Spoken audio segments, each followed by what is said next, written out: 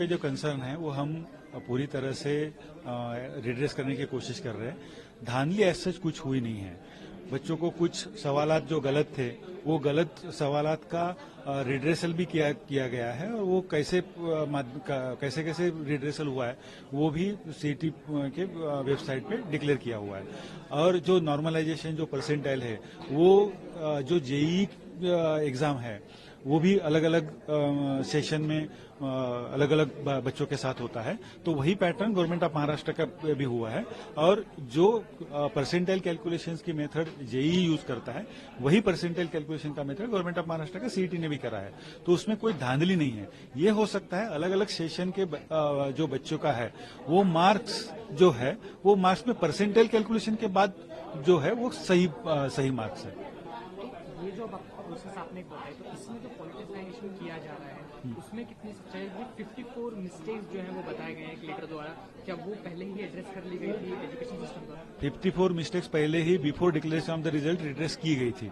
उसमें क्या क्या मतलब खामियां रह गई थी वो खामियों का कोई असर बच्चों के मार्क्स पर नहीं पड़ा है। तो अभी पेरेंट्स के कंसर्न्स क्या है? पेरेंट्स आपके पास आ रहे हैं तो वो क्या बता रहे हैं? स्टूडेंट के कंसर्न्स और आप उनको किस तरह से एड्रेस करें? नहीं, बच्चे और पेरेंट्स का जो है वो they are trying to compare their marks with other वो परसेंटाइल वो हिसाब से मतलब अपना वो सेशन में कैसे कैसे उसका एग्जाम हुआ है उसके हिसाब से है। तो उसमें जब हमारे पास आके हम उसको परसेंटाइल कैलकुलेशन का जब मेथड पूरी तरह से समझाते हैं तो उनका कंसर्न खत्म हो रहा है।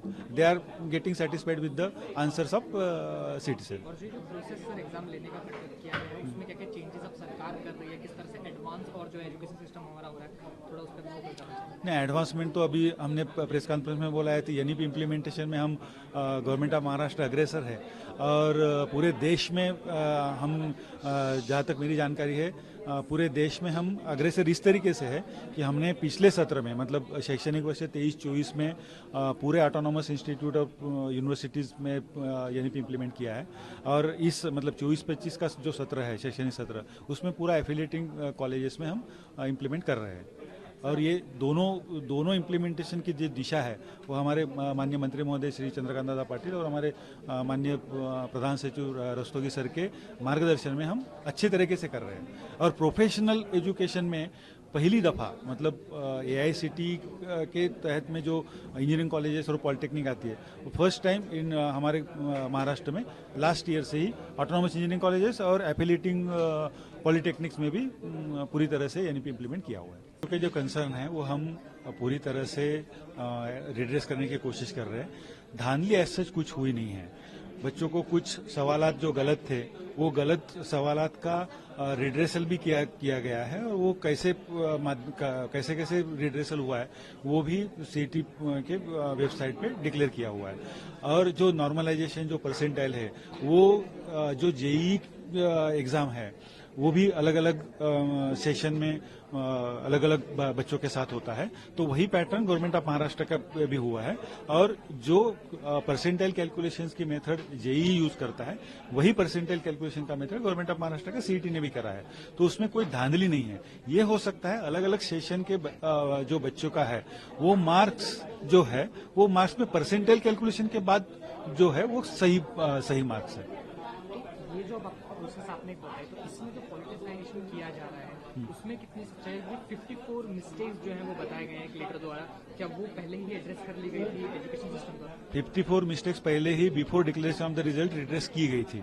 उसमें क्या क्या मतलब खामियां रह गई थी वो खामियों का कोई असर बच्चों के मार्क्स पर नहीं पड़ा है। तो अभी पेरेंट्स के कंसर्न्स क्या है? पेरेंट्स आपके पास आ रहे हैं तो वो क्या बता रहे हैं? स्टूडेंट के कंसर्न्स और आप उनको किस तरह से एड्रेस करें? नहीं, बच्चे और पेरेंट्स का जो है वो they are trying to compare their marks with other वो परसेंटाइल वो हिसाब से मतलब अपना वो सेशन में कैसे कैसे उसका एग्जाम हुआ है उसके हिसाब से है। तो उसमें जब हमारे पास आके हम उसको परसेंटाइल कैलकुलेशन का जब मेथड पूरी तरह से समझाते हैं तो उनका कंसर्न खत्म हो रहा है।